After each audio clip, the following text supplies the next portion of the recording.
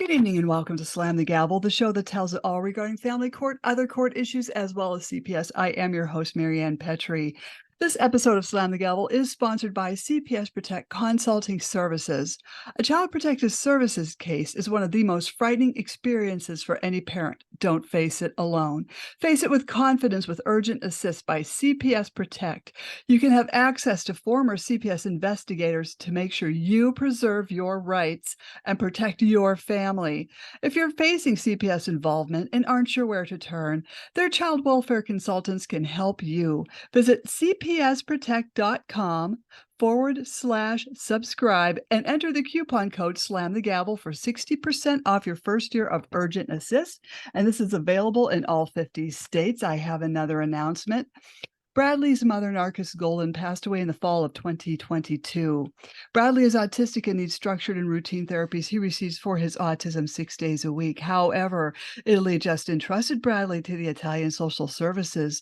If he is ruled to go back, he will then face the next 3 to 4 years in the Italian foster care system, where he can't speak or understand the language. He will be taken away from the only family he has ever known. Please call Governor Hochul, New York State, at 518-474-8390. That's Governor Hochul, 518-474-8390, to please keep Bradley here safe in these United States. Hashtag keep Bradley safe. Also, go to the site, pleasedoyourjob.com. We need 2,500 more signatures to get a case reopened. That's pleasedoyourjob.com. And I've got a brand new guest. I'm so happy to have on Dr. Eric Nelson. And he's a Ph.D. and he has written the book, Living and Working with Evil People, a survival guide, which I think everyone should read. And it summarizes scientific knowledge about evil people, presenting it in a clear and easy to understand language. It reveals the inner workings of the mind, heart, and soul of evil people, so you can understand why they will always harm others, cannot stop doing it, and cannot be redeemed. Also, this provides the evil person identification test, which is EPIT, to help you know who is evil. And it also teaches you to strategize to avoid being harmed by evil people. And I think this is the most magnificent book. And I totally appreciate you, Dr. Nelson. How are you? And what prompted you to write this? This is amazing. Yeah, right. Honor to be on your show. I've watched a few of your episodes, and I just I'm astounded by the level of raw humanity that gets covered. And I got to say, just as I was listening to you open and talk about your sponsor, I'm really glad there's a resource like that. Don't know anything about this sponsor, but just the idea that people that used to work in the CPS system now using their insider knowledge to help people that may be trapped in really bad cases. I mean, I'm going to go look them up later. I was really impressed. Okay, so what made me write this book? Well, what's out there on evil tends to be religious books. And I thought, well, there's a fair amount of the population that are, they may be religious, but they want to look at things scientifically. Now, I'm a scientist. I'm an empirical scientist. I've done a lot of very complex studies. So I said, I want to find a book that has a scientific approach to the understanding of evil, the evil personality disorder. And I couldn't really find the book I was looking for. So I said, well, I think I may have to write it. In the process, I think I acquired probably the world's largest library of non-religious books that describe the characteristics of the evil personality disorder. And that library is not very big, maybe 6 or 8, 10 books, something like that, a few journal articles, not that big. But what I did is I simply had the standard, if it's not religious and it is scientific, I'm going to use it. Mm-hmm. So that's what caused me to write the book, is just this desire to have a scientific approach to understanding evil. It's not just a religious concept. I mean, the average evil person that you run into, it's not usually in a religious setting. It's in the setting of life. Mm-hmm. And they could be your next door neighbor. They could be your boss. Yeah, or your spouse, could be your children. I can't rule out the possibility that even somebody watching this show might be evil. By the way, a really interesting thing, there are a few, not many, but there are a few books or articles written by people that are diagnostically sociopath. But The ones who have written are what would be called ethical sociopaths, which are, they know they're a sociopath. They know they don't actually care about the feelings of others. They know they're really centered on themselves, but they want to live in society as a relatively normal people. So for them, they memorize the rules and live the best they can. One of them is a professor in the University of California. I want to say he's in Irvine. Fascinating read. So when we talk about the evil around us, we're not strictly, we're only talking about people that do bad things. There are people that have components of the evil personality disorder. Sociopathy is one of them, but that doesn't automatically mean they have the evil personality disorder.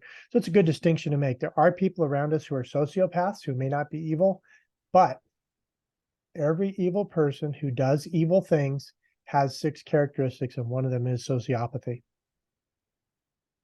Now, a sociopath, they're born, not made that way. I think that's fair to say. I think that's what the research literature shows.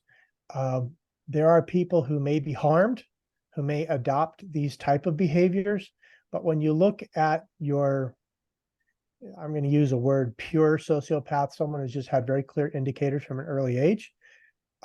Yeah, there may not be, it may not be trauma induced. That may have been older thinking, but yes, just like, frankly, I'll say it because I think it's borne out by the empirical literature. People generally are born gay. You're either gay or you're not, or maybe you're bisexual. And you look at the really early childhood, and you see that far before what they know what sexuality is. Well, it's the same thing. And I can tell you, I had an interesting situation when I was a police officer. I had a investigation. I'm obviously going to conceal some of the facts with a young person around the age of 7, who was killing animals, who was going into people's homes and stealing a very particular item and then hiding them in a certain place, had his little collection going. And I remember when I went out there and talked to this young person, it was a young boy, I put my arm around him. His family member was there, and just said, hey, and we just had a talk. And he was like a normal kid in many ways, wanted to talk about baseball, and different things, but yet very clearly, and from practically the day he could walk, he was already showing these sociopathic behaviors. So yeah, there does seem to be, and that's why, getting back to the evil personality disorder, people don't choose. This isn't a defense of them. I'm going to argue you need to be ethical evil. You need to learn the rules of being good and do it. But this seems to be something that really goes back to childhood and isn't necessarily trauma connected. Do you think it could be inherited? I was reading somewhere that you can inherit your grandparents' personality. I don't know that I can answer that. I don't believe that I saw that in the books that I read. I think there's some, I think it's called a concordance rate. I think there is some evidence for concordant rates in sociopathy and psychopathy, but I'm not going to touch on those because, although I do, one of my graduate degrees is in the field of psychology, I wouldn't present myself as an expert on necessarily the concordance rates, but I'll just say, the cases that I've looked at, generally speaking, I haven't necessarily seen it in other family members. And I think part of it is the truly evil personality. I'm not going to say it's common, and I'm not going to say it's rare, because I think we all know at least 1 or 2 evil people, may not know it, especially if they're trying to be good. But I can't say that I have a strong knowledge on how much of it's inherited. And let's distinguish, by the way, children can be taught to do evil things. It doesn't mean they have the evil personality disorder.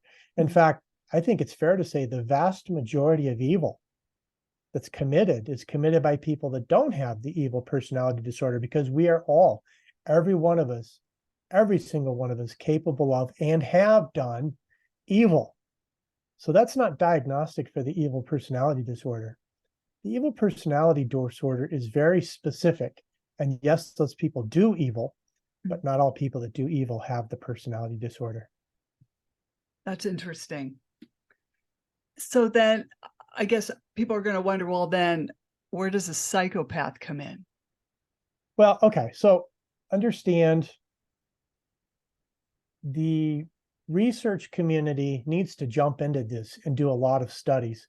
In some senses, I feel like Freud or Darwin, I'm not in their, I'm not at their level, but I'm just saying sometimes there's people that say, hey, there's something going on that I'm describing it the best that I can.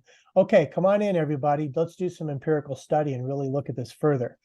So in that sense, I think that I'm saying I observe 6 kind of fundamental characteristics, and every single one of them has to be present for me to believe that we're dealing with an evil personality disorder. 4 of them, I'm just going to kind of just say what they are, but I don't think we should spend time going over them because people can research them on their own. 2 of them are kind of unique, and that's what I want to spend time on. So the 4 more common ones are going to be psychopathy. I'm sorry, psychopathy, which is lack of empathy, lack of remorse, ego-driven, skilled at deception, things like that, manipulative, callous. Sociopathy, somewhat similar, manipulation, deceit, lack of empathy. Sadism, that's going to be somebody who gets pleasure by causing or witnessing the suffering of a sentient being. What's a sentient being? It's a being that can feel and react to pain. So they're not going to get very satisfied by watching a bacteria get sprayed with Lysol and pass away. But they would get satisfaction from watching some type of a creature. It could be human, animal, insect, that can feel pain and is experiencing pain. So what's revolting to us is pleasurable to them. And the 4th one is malignant narcissism, severe and destructive, kind of like the godlike complex. I'm God. Everybody around me is not God. And I'm bothered that they don't realize that I'm God. They tend to also dehumanize others. Okay, so those are the 4 that I'm not going to spend time on. The other 2, I wouldn't necessarily claim that I'm completely the originator of them, because again, I've read pretty much every book and journal article that's not religious that deals with the topic of the evil personality. And from them, these are the 2 that I've derived. And at most, maybe I just get the credit for coming up with the word. So the 5th category is going to be bloodlust. Bloodlust. And that is a driving need to witness suffering. A driving need to witness suffering. And so in the book, I sometimes refer to the people with evil personality disorder as vampires, because it's a good example of, the vampire has to drink blood to survive, according to the mythology. And they need blood just like we need oxygen, or just like I need a Red Bull sometimes. Yes. They have this bloodlust, but it's not necessarily for the actual liquid, it's red blood, but what they need is suffering. And the 6th one is a complete lack of conscience. They may know that they broke a rule, but they don't care, unless, of course, in breaking the rule, there's a consequence. But their commitment is not, well, I'm not going to break that rule again because that's the right thing to do. Their commitment is, how can I figure out how to break that rule again and not have the consequence? These are people, and this is an interesting part of the lack of conscience, is they can actually perform having a conscience. They can go to church with you, sit in the pew next to you, be horrified by the sin that the pastor's talking about, but it's all a performance. You inside, for example, you might go see the movie, what's the movie that just came out on child trafficking? Cry Freedom? Yeah, yes. Yeah. They might go to that movie with you and be very shocked at all that they see, but really they're not. They just performed it because they don't have a moral code that says, well, what I'm seeing on screen is wrong. So some clues, by the way, for this one, lack of consciousness, is you will tend to see justification. If they're trapped, they'll justify why it was okay for them to do this or that. And another thing is they will sometimes make misleading statements to try to steer you away from knowledge that they've done something wrong. So at some level, there's a knowledge that they've broken a moral code, but it's not an internalized right or wrong. It's more like, I got caught.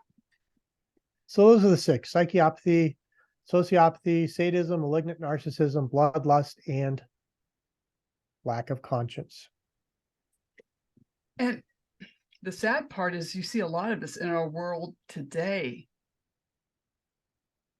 I think it's fair to say, again, I want to make the distinction though, not everybody who shows some of these characteristics has the evil personality disorder. They really need to have all six and have them very concretely. Now, a couple of other things, if you don't mind, I'd like to just kind of point out to help you kind of figure out who might be a vampire / an actual real evil person. One characteristic is every evil person somewhere in their life has a suffering sentient. It might be they go home and they kick the dog. It might be that they go home and they put the cat in the cage and rattle the cage to torment it. I'm not going to talk about any further. I don't want to go through. Mhm. It could be that they have a child that they treat badly, a spouse that they treat badly. You know, we saw on the news last week, a chemistry student was using a syringe to squirt some chemicals under the door of a neighbor he didn't like, right? That could be that chemistry student's suffering sentient, but they always somewhere, because remember, for them, suffering is life. It's their lifeblood. So every one of them has a suffering sentient somewhere. Another thing is the only emotions they feel are for themselves. There's a series of videos on the internet about a mafia killer whose nickname is the Iceman. Mhm. Fascinating to watch because the only time he gets emotional is talking about himself or his wife and children. You might say, wow, but he's being emotional about his wife and children. Well, you could certainly argue possibly that he's just being emotional about himself and his loss of his wife and his children. In any case, they're just not going to show emotions for others. One thing that's really key about the evil personality disorder is it's like a person outside looking in through a window. They know they're different. It bothers them that they're different. They know that they'll never be like the normals. They may pretend it, but at the end of the day, when they go to bed at night, they know they're different and they'll never be normal. And so in a sense, you can almost feel sorry for them, not because anything they've done warrants sorrow or sympathy, but sympathy in the sense that, as you mentioned, they're born into it and they can't get out of it. They'll never not be evil. There's a special subset that I think is worth talking about. That's going to be your high-functioning vampire or high-functioning evil personality disorder. These are really, really, really smart people. And one of the characteristics about them is their disarming charm. And I've had the opportunity to watch a couple of these really high-functioning evil people for a considerable amount of time, one of them for a couple of years. It can be incredibly charming. And it's a specific type of charm. It's disarming, like it gets you to trust them. Something that's fascinating is, at least for the high functioning, they're not intellectual all the time. Intellect is like this tool that they use when it serves a purpose. There's a metaphor that I like talking about, or story.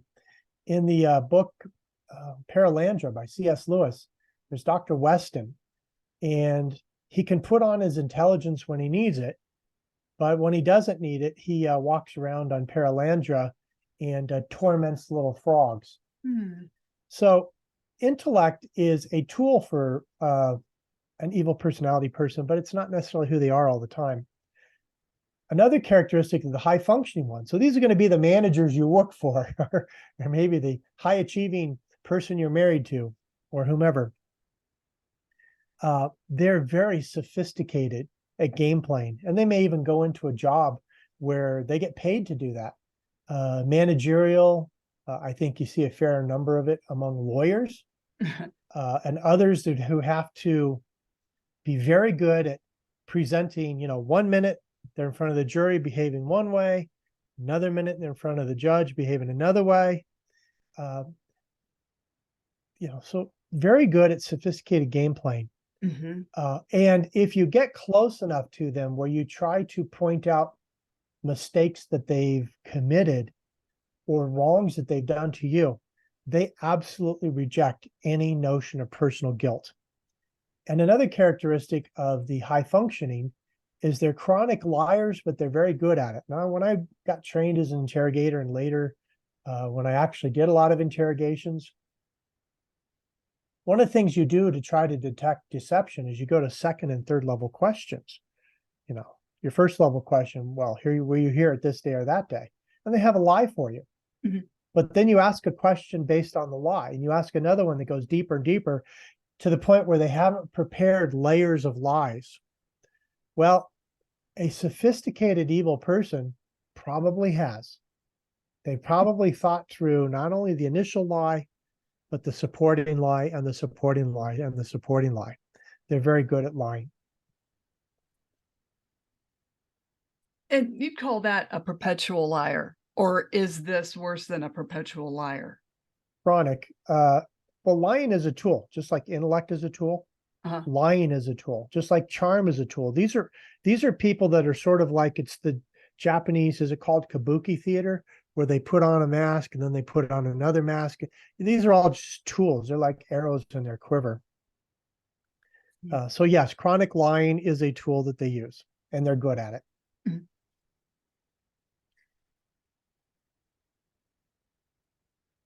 Now, I was going through this, and on page 40, Mhm. as we were kind of talking about, they engage in sophisticated game playing. Yeah. Evil people reject any notion of responsibility for causing harm. And I mean, this is rampant throughout, you know, systems. I mean, either, it could be at work, it could be the family courtroom, any courtroom. you know, people just participate in lies. And once the truth comes out, they're not even apologetic. It's just not going to happen. Right. The only regret is going to be that they got caught at it. Yeah. Not all liars are evil. The act of lying is evil. Not all liars are evil. But if you've got somebody that's showing that characteristic, you may, if you're close enough to them, you may want to go back and look at the list of 6 and see if they actually meet the disorder. And I'll tell you why. The way that you treat a person who is a vampire, who is actually possessed of the evil personality, you treat them differently. There's a different set of rules. I've got those kind of explained, I think, in chapter 6 and 7. And so the reason why you want to know what you're dealing with is because you want to know which set of rules. Do I work on just the regular rules that we use in life, or am I actually dealing with someone who's evil because there's a second set of rules that I need to use for them? That's the essential reason why you want to figure out if you're dealing with an evil person. Do you think, I mean, like, I really think this book, Living and Working with Evil People, I really think this should be part of a high school curriculum. Because, these kids are more advanced than ever I was in high school. And I mean, I think this would save a lot of heartache when going out and dating when they're young and realizing what, these vampires are. So I've got 2 tools in the book. The first one, which is in very great detail, it's called the Evil Person Identification Tool, the EPIT. It's very lengthy. It's got 4 scales. And the only person who can really use this tool, it's going to have to be used to try to figure out someone who's very close to you. In other words, you're married to someone for 10 years, you know them really well. You might go look at this tool and try to figure out what you're dealing with. Now, in big red letters in the book, it says, if you use this tool, ultimately it's only an estimation, and you should never, ever, ever, under any circumstances, tell the person whether or not they seem to match the characteristics for evil, because you're just going to make it worse. Mhm. The purpose of it is to say, okay, the person I'm married to is, boy, this is they're getting high scores on these scales. Okay, good. Then go to chapters chapter 8. Yeah, that's right. It's been a while since I've read my own book. Chapter 8, and see what you need to do. Now, for the high school kids, the other scale would be reasonable to use because it's one you use with someone you don't know well. And I believe that's going to be on page 68. Let me get there real quick and I'll tell you. It's called the caution tool, and it is on page, just the version of my book that I have here. I'm looking at an electronic version. Here, let me just grab the actual book right behind me here out of the bookshelf. Let's see what page it's on. I'm looking at chapter 8. Once an evil person starts to harm you, they won't. Yeah. Okay, so the caution tool, the one that would be good for high schoolers, looks like that's on page, that's so funny. I didn't realize 60, 59, 58, 57. I have to count backwards. Page 57 and 58. Some pages don't have the page numbers. Okay, but the caution tool, which I don't mind sharing here, it's just for, you kind of use it on someone you don't know to know whether or not you need to be careful dating them or whatever. So here's the 5 cautionary indicators. The person tells lies. The person says mean things. The person is cruel. That person falsely blames others for things they did not do. Mm-hmm. And they seem to lack empathy. So that's just the 5 cautionary indicators that, if you're thinking about going out with somebody and they tell lies, they say mean things, they're cruel, they blame others for things that the others didn't actually do, and they lack empathy, probably a good indication. Yeah, maybe there's some moms and dads out there saying, you know what, my kid needs to read this tonight, right? Yeah. Probably a good indication that the person you want to go out with, no matter how hot they are, Uh-huh. no matter how popular they are, no matter what kind of car they drive, probably shouldn't go out with them. Okay, so, by the way, there's the Love book. it. I don't think I have it on the wall behind me. I have some of my other books on the wall behind me. So in chapter 7 of the book is really where you get to the important stuff. Okay, you did the EPIT, you're dealing with a spouse, a child, someone close to you who looks like they may have the evil personality, or so you've got someone there. What do you do? So chapter 7 is really where the survival guide starts. And the big one is this. If you can escape, do so. Mm-hmm. Can't always do that. You're married to them. You have a child in common. So even though you may not live with them anymore, you still have to encounter them every week for child exchange. Mm-hmm. But if you can, for example, if I worked for 3 years for a boss and it's just, I've developed an ulcer and things are not good, and I finally buy this book and I know the boss well enough to use the EPIT, and it comes back saying you may be dealing with someone that's actually evil. Because remember, the evil person has bloodlust. They want to harm you and others, and that will never change. It's born into them. Okay, so if you can, escape your vampire and never go back. Mm-hmm. Now, the rest of the chapter has, or I guess we go into chapter 8. So chapter 8 is where you have a whole series of survival strategies if, in fact, you can't escape. So I'll read a couple off real quick. Reduce their sadistic pleasure.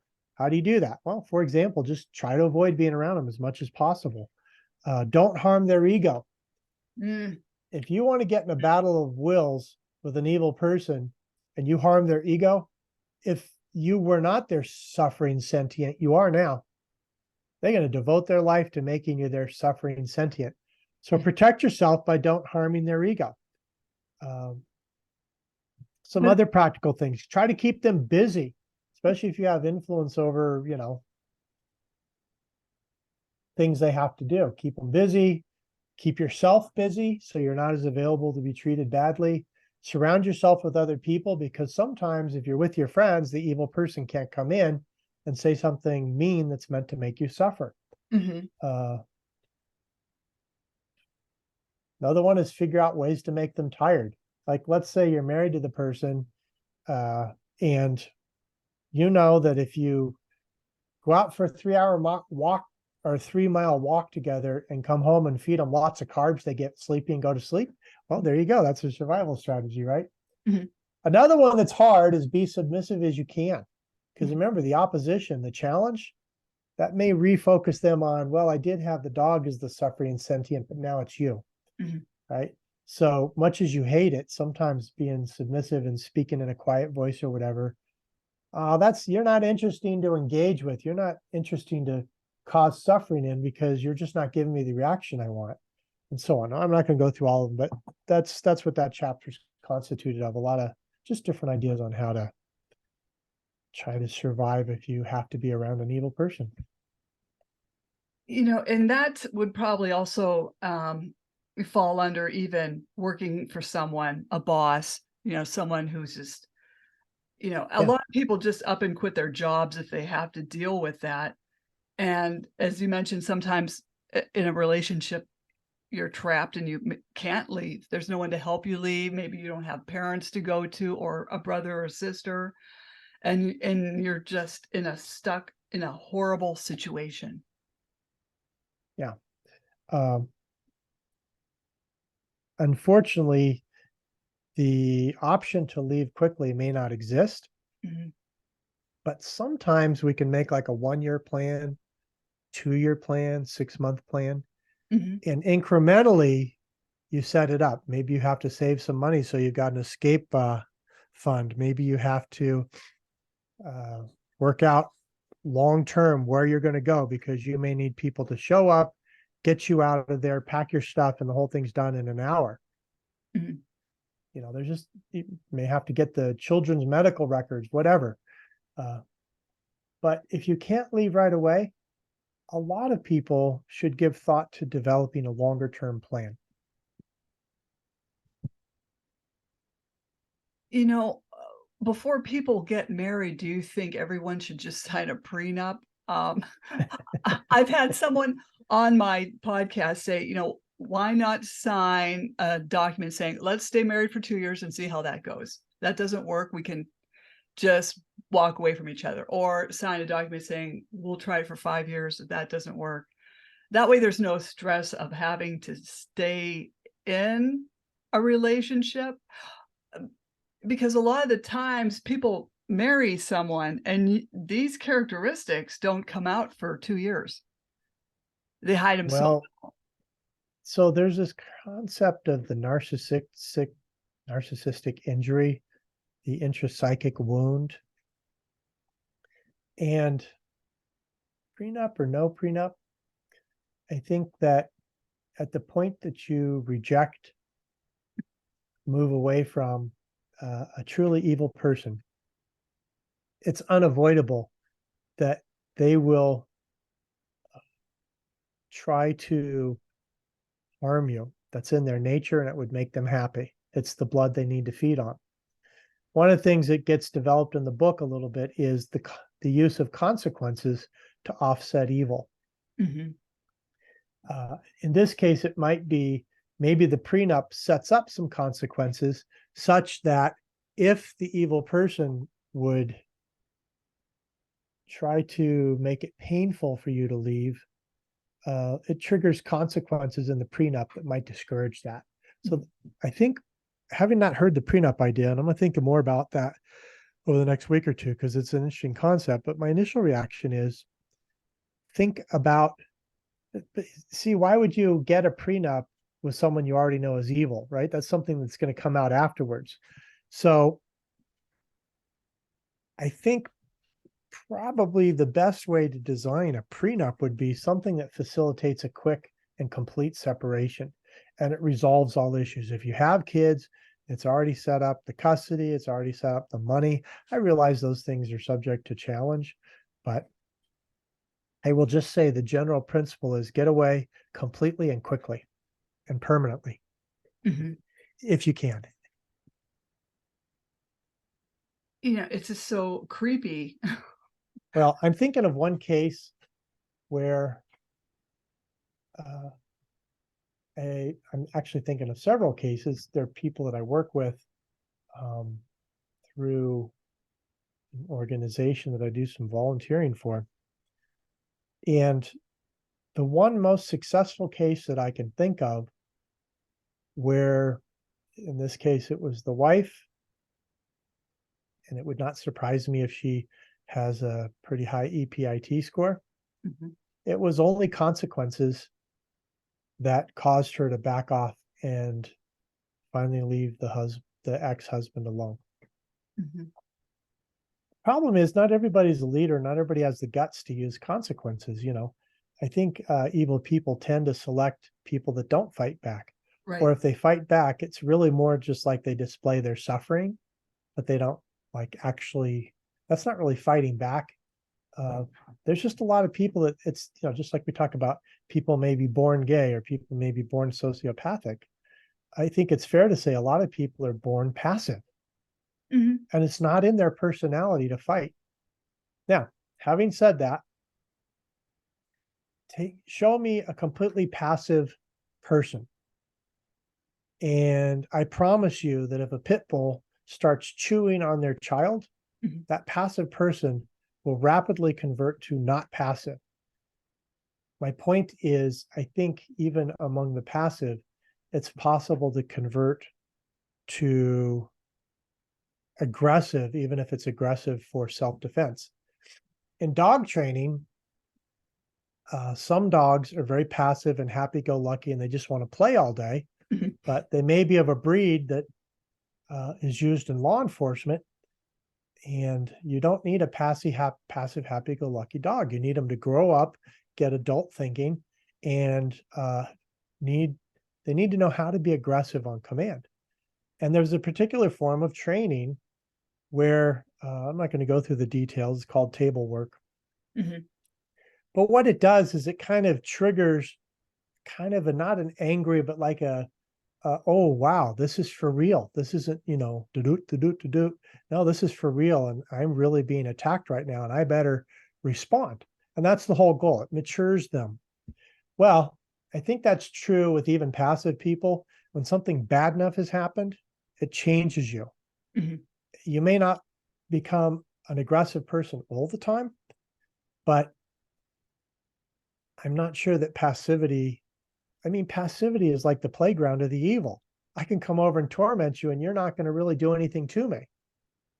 So, some amount of conversion of the suffering sentient to stop being passive and to get angry and to fight back might apply some consequences. For example, just one that just came to mind, someone who learns how to scream bloody murder so that the neighbors hear it. Well, all of a sudden, the joy of tormenting you with my words or hitting you all of a sudden becomes a liability because everybody in the apartment building hears you screaming, "Get your blankety hands off me, you monster." Mhm. Wow. I think the bloodlust would quickly disappear. Hey, we need to find another sentient. This one's yelling and fighting back. Mhm. Well, that's true. A lot of people that, may not read this, or they're just naive when they meet someone and they start, say, planning a wedding, and, some people get unhinged during that time, um, yet that passive person will say, "Oh, it's just the jitters," or, things like that, so they'll make excuses for this person. And, that this is not good because this is a red flag during these times of, like, either a major commitment or even going into college, and you've got maybe a parent that might be, I don't know, just uptight about their child going to college for the first time, and they're just, getting unhinged. How does a person know if these are red flags, or is this something deeper? If you're asking, how does a person know if someone else is evil? Read my book, use one of the two tests. And if it is, and you get a red flag from there, then use the recommendations on what to do. I just gave the big one, which is disengage. You Mhm. say, how do you disengage from a parent, especially if they're paying for college? Yeah. Well, the book doesn't have an answer for all situations, but it does say, for example, minimize contact. Well, okay, how do you minimize contact while still getting mom or dad to pay for college on the assumption that they're evil? I'm not convinced they are, because just because your parents aggravate you doesn't mean they're evil. Right, right. And we should not, this is the fear that I have with this book, and I've had it ever since it's been out. There are people who commit evil deeds, whether or not they're actually evil. Remember, anybody can commit an evil deed. There's plenty of sociopaths running around who may not be evil personality, but they're still a sociopath, who will latch onto this book and say, aha, you're an evil person, and use the material in the book to falsely accuse someone else. So great caution is Mhm. needed. But I took the risk of writing this book because, first of all, I think it's better to get information out than not. And secondly, I know that it's helped some people. I've heard that it's helped some people. I've seen it help some people. And so the risk of the misuse of the book is outweighed by people who are truly suffering, who didn't, not everybody comes wired with an escape plan. That's why a lot of these groups that help people who are victims have to explain what an escape plan is, and so forth. In your travels, what is one of the worst cases you have ever seen of an evil person? Well, the first one that comes to mind, which I already shared, was that kid. I do know his name, and if I ever see it in the newspaper, I won't be surprised. Mm, Another one that I'm thinking of, and it's actually, I'm going to describe it as a personality type because I've seen it a couple of times. Uh, these are people who are attracted to strong, successful others, but from a perspective of wooing them by figuring out what they want in a partner, performing that to get the person to fall in love with them and to marry them, and then afterwards making the move to be the one who's in charge. mm, Uh, and the way that they do it is, if the other person doesn't acquiesce, remember, this is the successful person they pursued and captured, mhm, whose heart they've won. If the person doesn't acquiesce to letting them now be the leader of the relationship, they start chipping away. One case I'm thinking of, in this case, it was a wife, would call her very successful husband an idiot. mhm, And over time, he started calling himself an idiot, which meant he was internalizing it. mhm, Uh, the I've seen some one person I'm thinking of in particular, pretty successful person, really go into a decline because of this constant attack at home where you're most vulnerable. Out in the world, you've got your thick skin on. mhm, You come home, you're supposed to be able to take your pack off, be more vulnerable. But it was that very vulnerability that was being used to break this guy down. mhm, Happy ending, though. He got away and he kind of bounced back. mhm. Not everybody's resilient, but he was. But yeah, I've seen that evil. Another evil that I see, I think most of the time, the ones who are doing it don't necessarily meet the 6 criteria for the evil personality disorder. Remember, anybody can commit evil. But I do see a fair amount of lying. This comes back to your topic, lying in interpersonal matters, lying about rape, lying about domestic violence, lying about child abuse. Mhm, And so I I haven't studied it so much, although I did read a journal article on it this morning, but lying in to cause parental alienation, mhm, right? And I think you focus on parental mhm, alienation a little bit. And it's interesting. of course, the ones who are going to be really good at it are going to be the high functioning evil people. You're in trouble once they go to the level of making false accusations against you, either to the police or to the court system. Mm-hmm. With all of these people, whether they're not evil people, but they're doing evil lying, or they are evil people and they're doing the evil lying, and it really satisfies their bloodlust, one remedy always seems to be just the consequence. What can you do to create such a consequence that they'll finally stop it? Easier said than done, and can be quite expensive if it involves attorneys, right? Mm-hmm. I'm thinking of one case. I really got to conceal the specifics because it's ongoing right now. But when I started working with this individual, I had to coach him on documentation. A lot of people just don't know how to do it. Mm-hmm. When is it legal to film? Giving yourself permission to secretly film when it's legal. How to save email and text messages and so forth.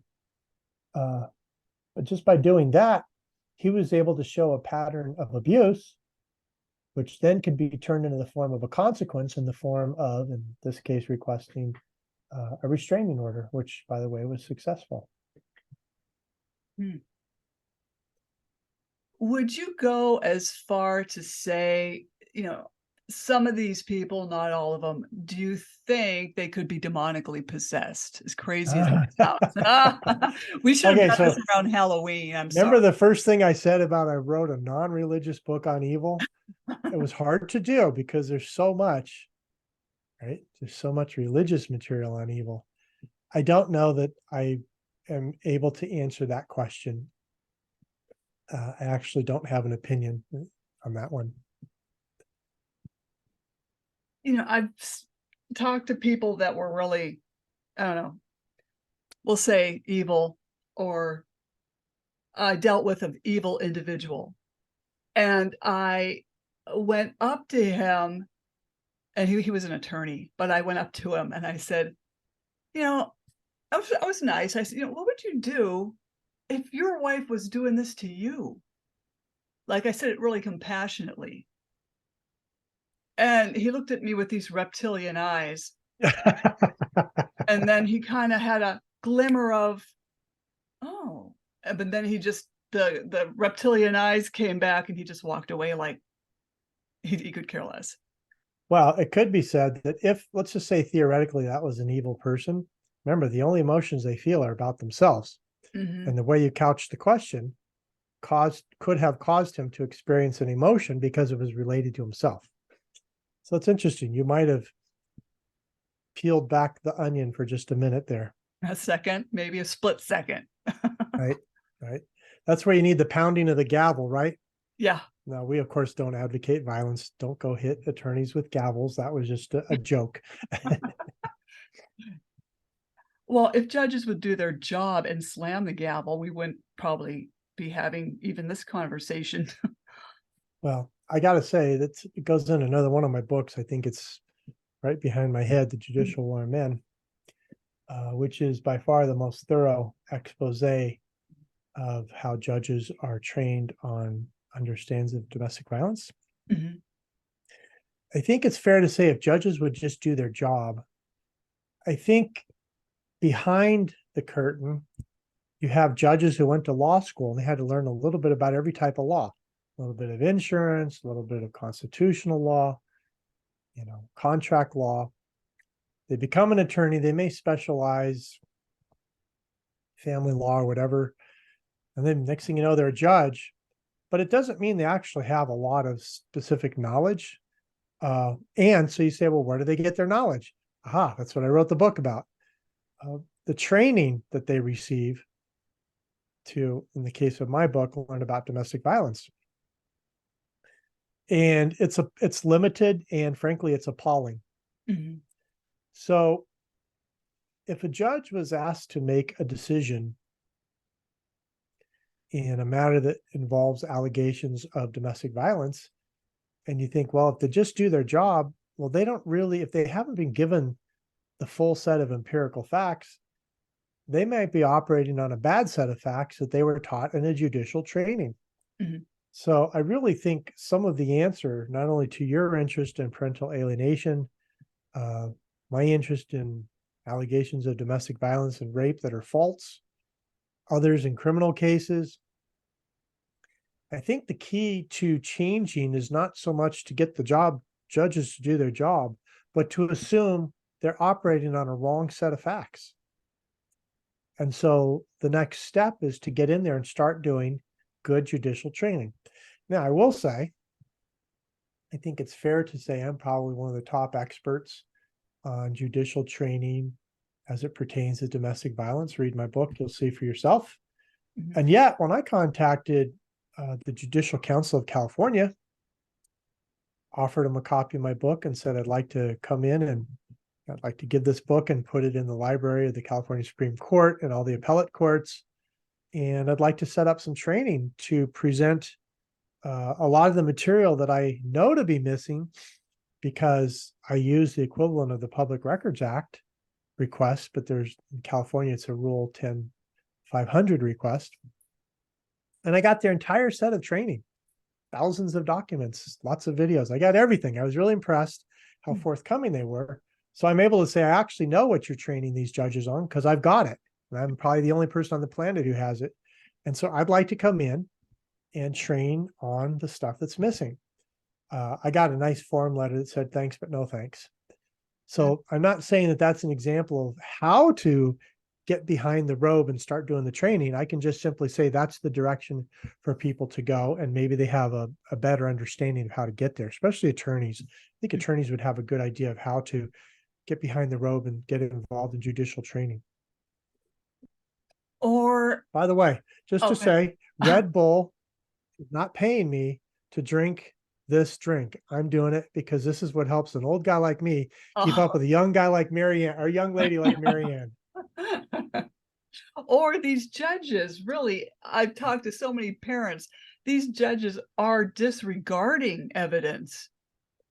Um, you Yeah. know, in whether it's a father or a mother. I mean, a father presented video to me to show me what the domestic violence even towards him and his child, and the judge completely disregards it, won't look at it, won't even entertain it. Also with another mother, she had evidence of the father smoking a joint in the car with the kid in the back seat. Judges don't look at it. I think people are being paid off. What do you think? I don't think they're being paid off. However, I think one of the least understood concepts about judges is how they get away with doing things that we might say don't seem logical or fair. Mhm. And it's best to understand it like this. There's a framework called the law. The law is either a statute or interpretation of a statute in an appellate decision. But within that frame, everything inside is subject to the judge's discretion. Mhm. And you could give 10 judges the same set of facts and they might all handle them differently. And believe it or not, on appeal, as long as they stay within the framework, even though they do different things, they wouldn't be overturned. Discretion is where judges have wiggle room to be fair or unfair. And I'll tell you an interesting, like a little insight on judges, because judges can be very political. I have coded, so I've attended hundreds of hearings where domestic violence restraining orders were requested. I've attended hundreds of them and coded them for a study to do, a very large study. And you can predict in advance before the hearing starts based upon having sat in a courtroom with Judge A or B or C. You know where they're going to go with it because you know how within the frame their discretion is exercised. I actually had the opportunity. There was a group who politically I wouldn't agree with, but they approached me and said, would you help us analyze data? Mhm. I said, of course, because I love science.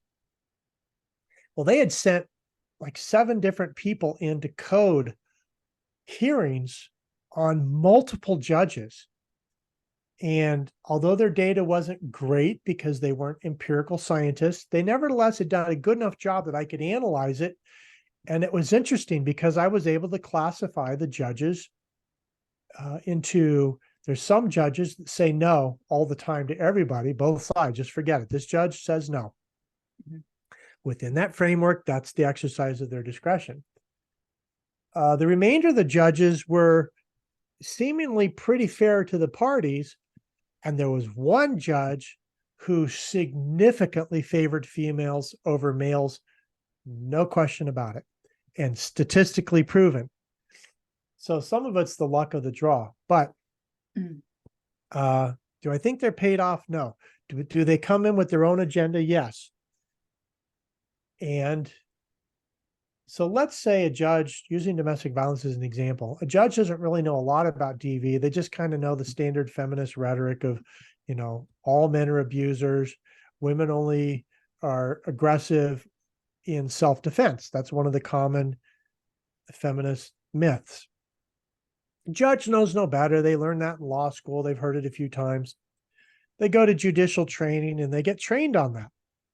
So they come in with an agenda, or with, to use more psychological terms, they come in with a preformed cognition, or an implicit bias, possibly an explicit bias, possibly a covert bias, that they're primed to expect, if a woman alleges violence, to be more disposed to her than if a man alleges it. And by the way, by accident, the Judicial Council of California released the results of an internal study where in one study, judges for the same set of facts were 180% more likely to believe a woman.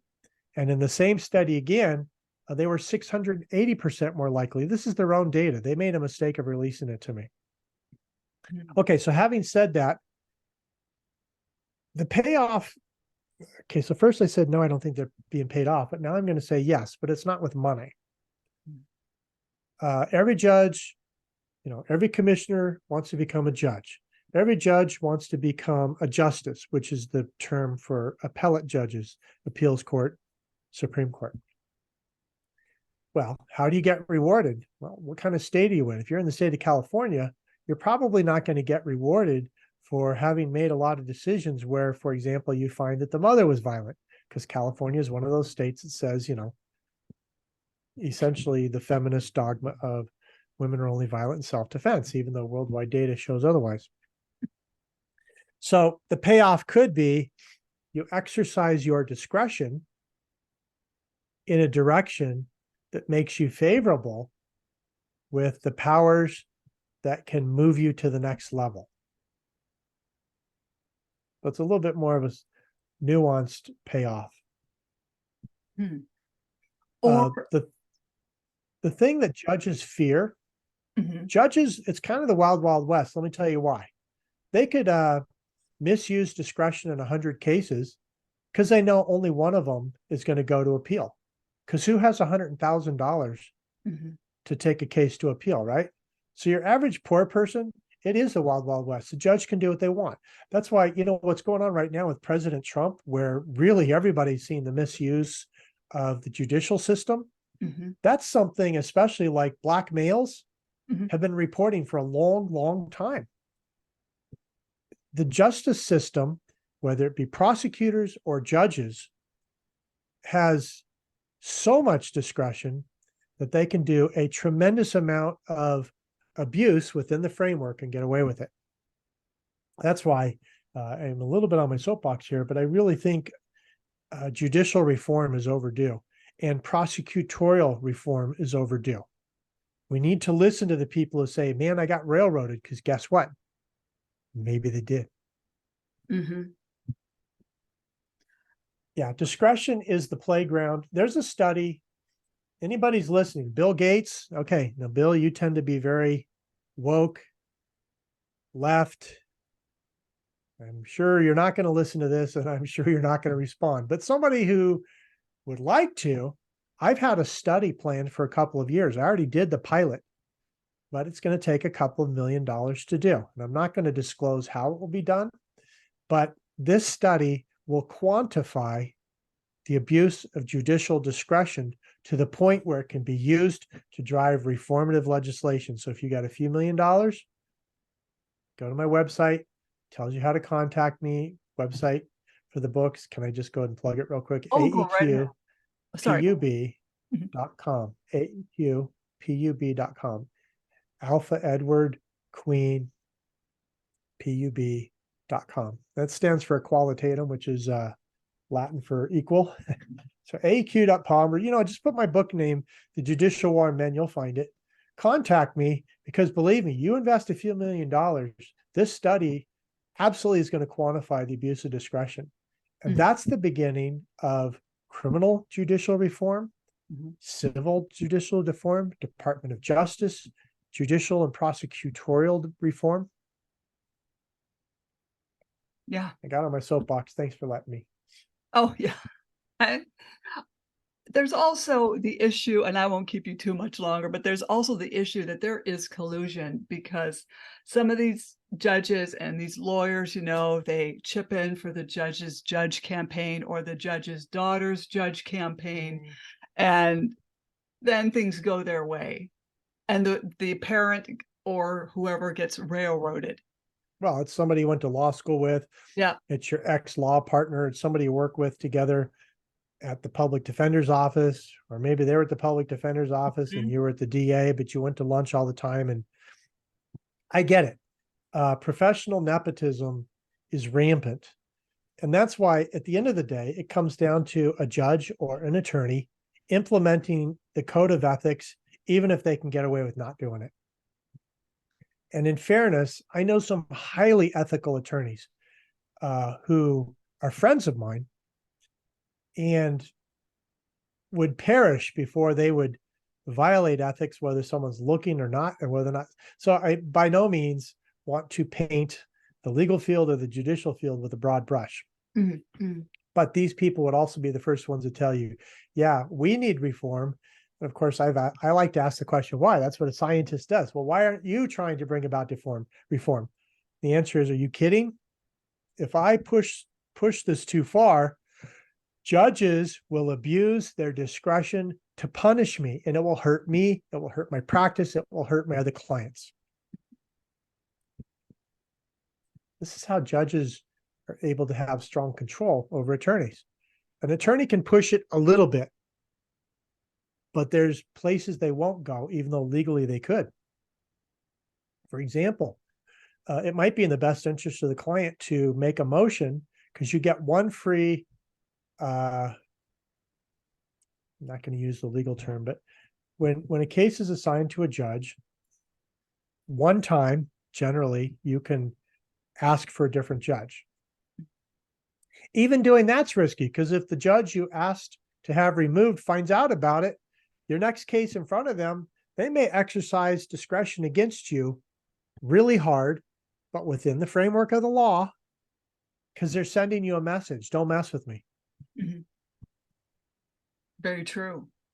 Yeah. There's a whole layer of politics that are going on, and friendship and nepotism, that the average person with the case, especially if they're pro per, which is also sometimes called pro se. That's me. Yeah. It means basically you represent yourself because you didn't have $150,000 to $250,000 to hire an attorney. You walk into a courtroom and you don't know all these things. There's other factors going on that affect your case, affect the abuse of discretion, that existed before you, will exist after you. They affect you, and there's nothing you can do about it, and you don't even know about it. And these cases are also, then I promise I'll let you go. But these cases are also predetermined before you even go in there anyway. It's not unfair to say. I've watched so many of these, and one telltale sign that might be true, you file, depending upon the case, you file your complaint, or you file your petition, or maybe you're there for a motion to be heard. But when you file it and it has evidence, and the other party may file a response, some judges when they start to ask questions, because often they do, you can tell from their questions, they read everything in advance. Whereas other judges, you almost get the impression they didn't read anything in advance. And you better make the case during the hearing because they may not ever read that's the impression you get. Mm-hmm. Okay, so for those judges that did read it in advance, wouldn't they begin to form opinions? So when you say they walk in and their mind's already made up, I think a way to look at that would be if they're a good judge, I mean, their whole job is to make decisions. They might, in fact, walk in with a preformed decision, but if it's a good judge, they're still giving you the opportunity during the hearing to persuade them otherwise. Mm-hmm. If they're not such a good judge, they're in a hurry to get to lunch and let's just see if we can get this hearing done in 15 minutes because the mind's already made up. Now we just go out and perform as though we're actually fair. Mm-hmm. It's too bad if you get one of those. Yes. And so many people are. Yeah. But because you pay money for a hearing. I mean, most hearings you have to not only file your motion, but you have to file an $85 fee or whatever. Mm-hmm. And you never actually got the service you paid for. No. So sad. Again, how can people reach you if they have any questions? Yeah, I think the best thing to do is just go to aeqpub.com. There is a way to contact me through there. Only because it's not that I don't want to hear from your listeners. I do want to hear from your listeners. What I don't want to do is to get shut down by some of the really malicious folks out there that will do all kinds of mean stuff. So go to aqpub.com. You'll find a way to contact me there, and that's how to do it. Okay. Is there any advice you want to give anyone? Yeah. Well, we could do a whole nother show. Oh, we will. Strategies about how to be pro per or pro se. I actually have a pretty long list of those. That might be fun to go through. But the advice is this: document, document, document. When in doubt, document. If you don't know how to do it, learn how to do it. Document, document, document. Be humble. When you're in court, you can never show anger because if the facts are on your side and the law's on your side and you show anger, you might lose because nobody likes it. And then you say, but that's not fair. They took my kids away. I realize that. Go down to the canyon before court, scream your lungs out till you're hoarse, get it out of you, then go to court and try to be humble and gentle and polite because that's what they want to see. Angry litigants, again, I've watched a lot of hearings. Some judges, they'll overlook that. They understand the emotion of your kids. But some judges, they're like, you come in my court and you're angry.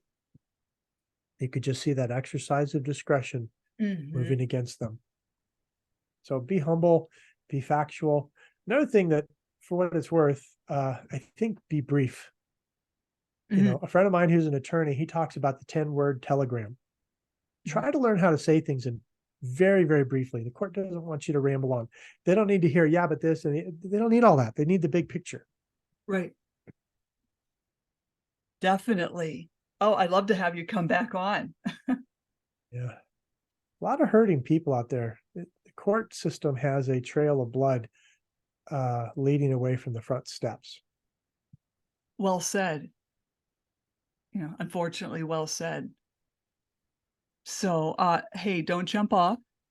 Slam the Gavel is a podcast to help the public understand what really goes on in these family courtrooms. I'm your host, Marianne Petrie, author of Dismantling Family Court Corruption, Why Taking the Kids Was Not Enough, Cry Out for Justice, Poems of Truth, and recently released Raised by These Wolves, How Family and Federal Courts Are Failing Our Children. Please join us again here with Dr. Eric Nelson in the future. And you can find me on Spotify, YouTube, Apple iTunes, Anchor FM, iHeartRadio, and feel free to donate to buy me a coffee to keep this podcast going. Thank you so very much, Dr. Eric. Thank you. It was an honor. It was an honor. That's what I think.